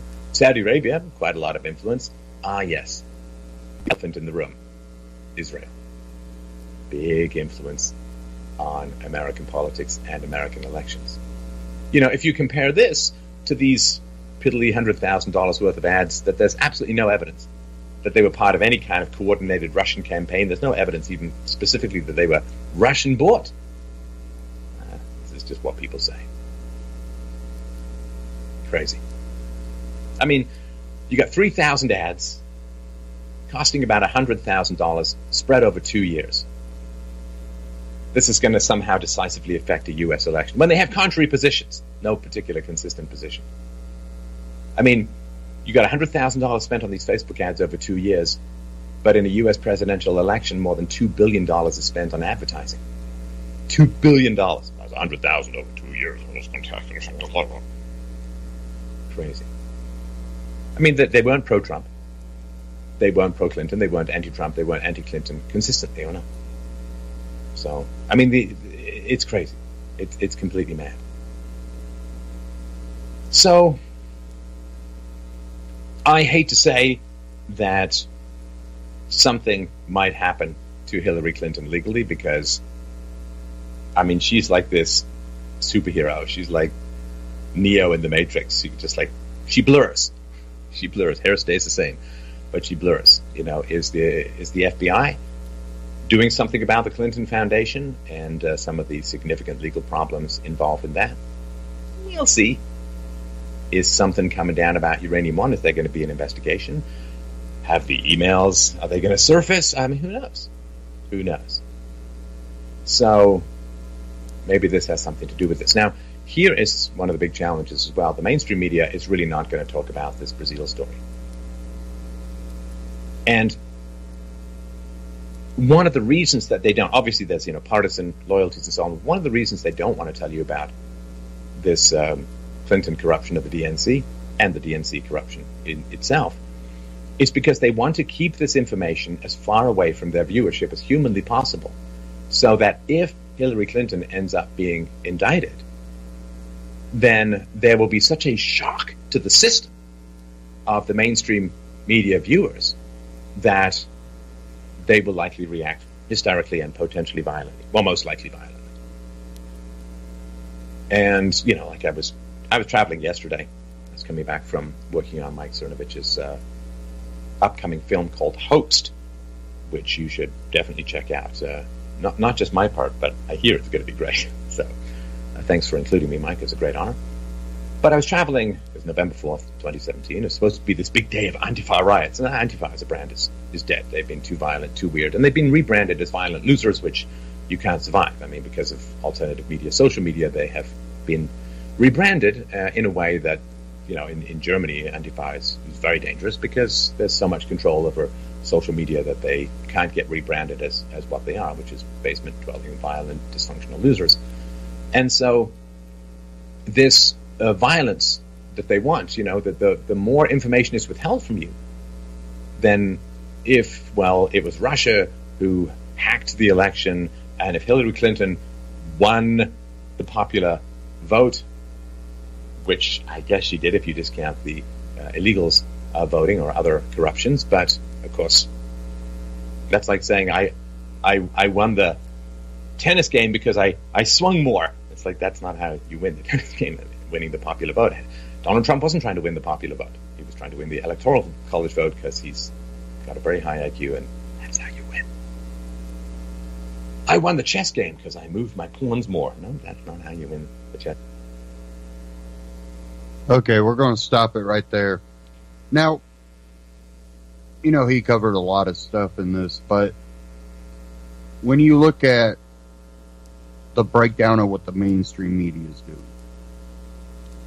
the mainstream media has pushed the narrative that it's Trump and Russia, Trump and Russia, Trump and Russia. And they've tried to paint the Democratic Party as the people that are the victims. They're the victims of the hacking. They're the victims of fake news. They're the victims of, you can about name anything, and they're the victims of it. But what tends to come out as true? A lot of times, even though the media tries to ignore it or lie about it, we find out a lot of the shooting incidences were carried out by left-leaning people. Not all of them, and I'm not going to try to characterize as all these are political motive, but there's a lot of the shooters that are very left-leaning, and the mainstream media wants to ignore that part. But if it's a right-leaning person, they're going to be all over.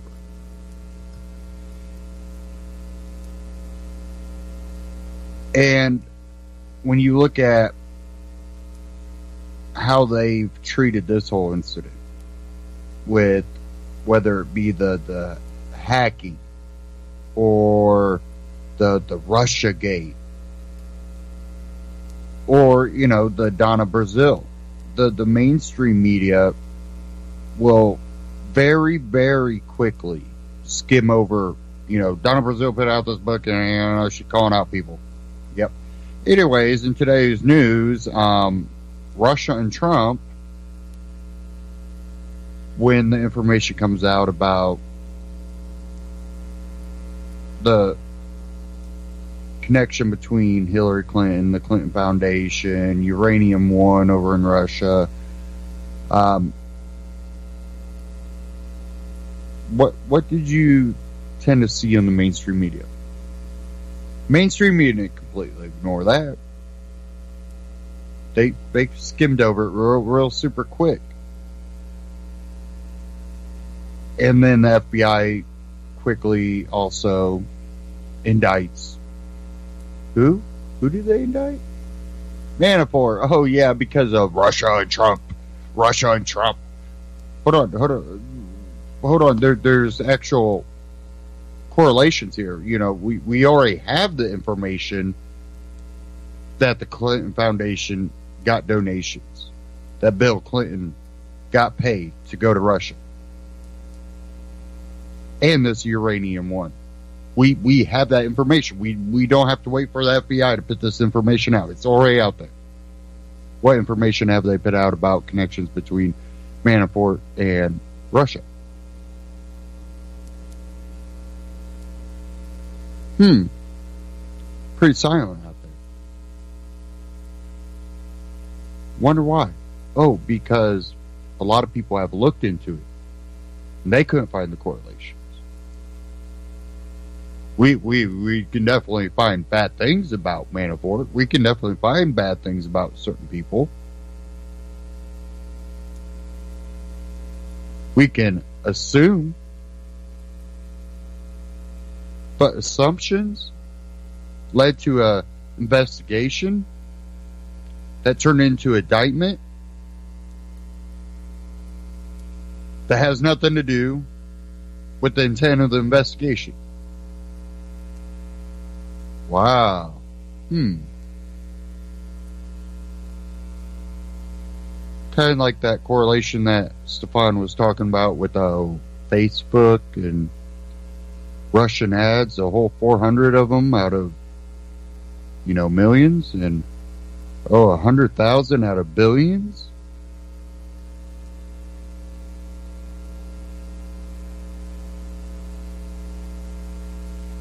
One thing he brought up there towards the end was how the media is hiding this, how they're making it a non-issue. What, Hillary? That's nothing. That's just BS. They're trying to, you have all these connections, but they're just trying to divert from Trump and Russia. Well, we're just looking at the evidence. The evidence definitely is pointing to some type of collusion between Clintons and Uranium One and Russia and the Obama administration. Donna Brazile has come out and exposed all the different corruptions, not all of them, but exposed a lot of corruption within the DNC and the Democratic Party and Hillary Clinton, which only further bolstered the evidence that we have that there's a Clinton-Obama Uranium One connection.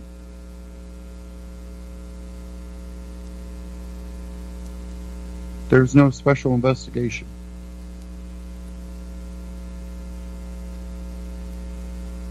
And again, I'm going to point out, I don't like Trump, but I really don't like Hillary or the Democrats. I don't like the Republicans. I don't like most politicians. Very, very few that I have a little bit of respect for.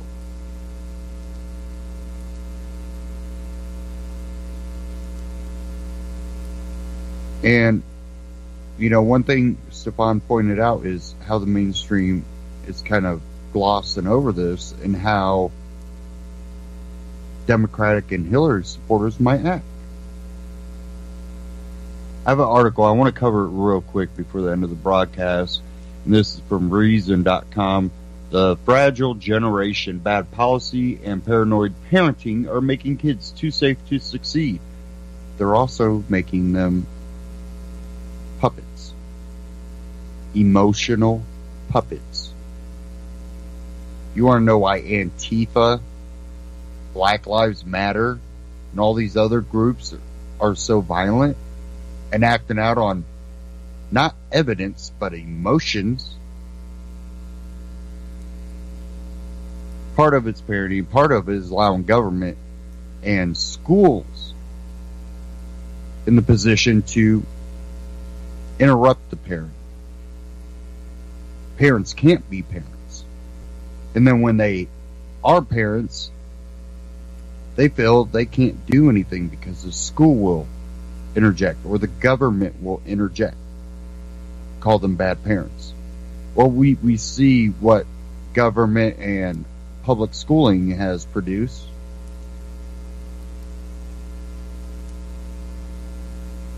Guess what? Government, public schools, teachers, principals, school boards, you're worse at it.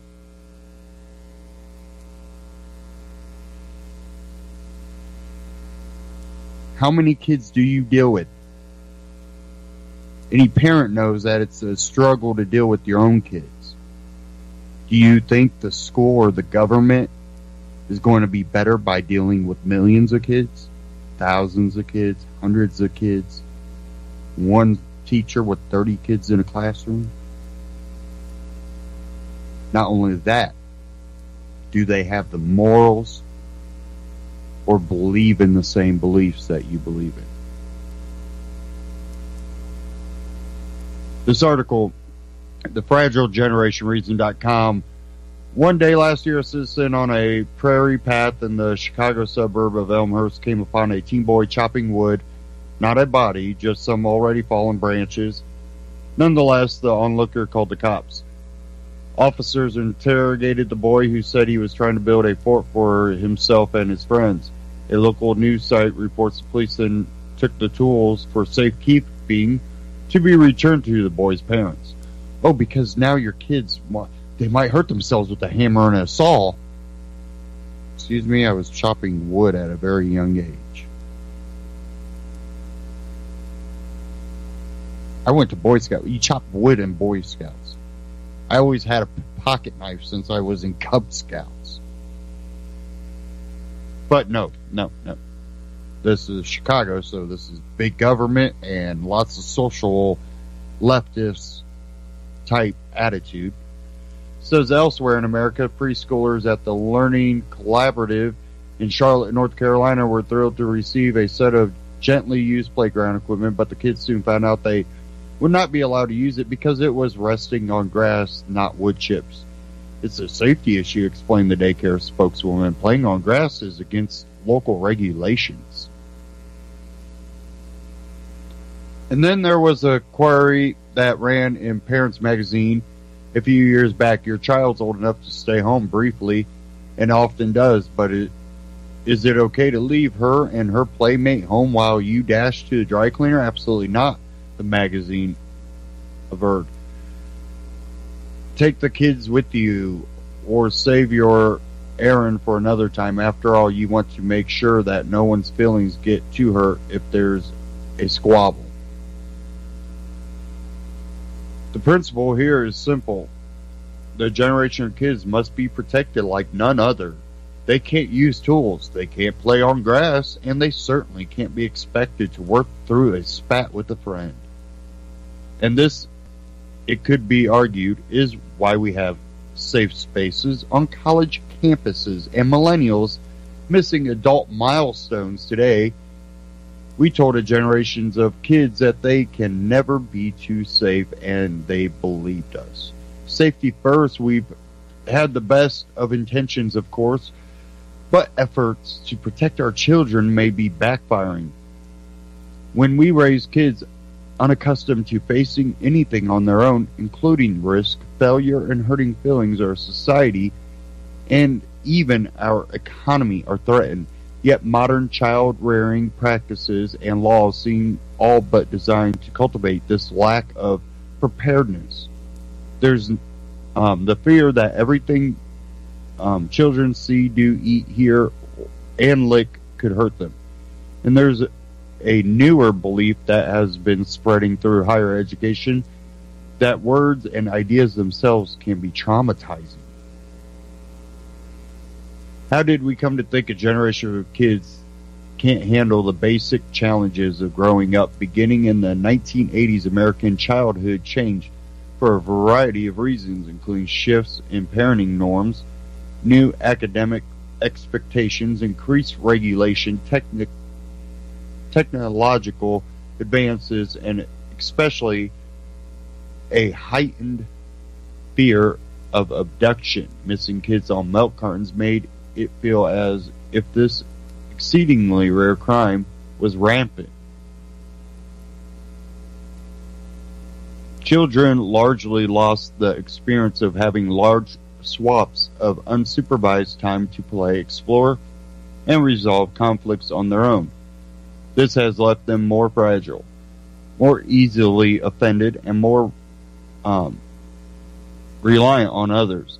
They have been taught to seek authority figures to solve their problems and shield them from discomfort, a condition psychologists or sociologists call moral dependency. This poses a threat to the kind of open-mindedness and flexibility young people need to thrive at college and beyond. If they arrive at school or start careers unaccustomed to frustration and misunderstandings, we can expect them to be hypersensitive. And if they don't develop the resources to work through obstacles, molehills come to look like mountains. This magnification of danger and hurt is prevalent on campus today. It no longer matters what a person intended to say or how a reasonable listener would interpret a statement. What matters is whether an individual feels offended by it. And you can read the rest of the article. I really urge you to at reason.com. We are coming up on the end of the broadcast. But this, one thing that I have done on this show from the very beginning is to really push parents to be more involved with their kids when it comes to their education and their moral upbringing and their social upbringing. And I've really been a pusher for homeschooling. And there's still some good private schools, but a lot of the private schools are going more towards the setup that you see in public schools with a couple little added things. But there are still some. A lot of them are getting expensive. That's why homeschooling for most people would actually be better off. And people are like, well, both parents have to work. There's ways around it. There's things that you can do to make it possible. And I really urge people to push to do that, because it's not going to get better in the public schools. It's only going to get worse. And that has been proven as soon as most schools became public, when the federal government started dictating. We teach the kids less, baby them more. And now we're dealing with the effects of that. I even think my generation was, my generation for, and 10 years before that. I think these generations are not as great as the generations before when it comes to knowledge, basic knowledge. When I'm talking mathematical skills, these kids nowadays, I never really thought Common Core would be as bad on the kids. I knew it was going to be bad, but the amount it has grown, it's just unbelievable. But stay tuned here on UCY. Great broadcast coming up after this. Thank you all for tuning in.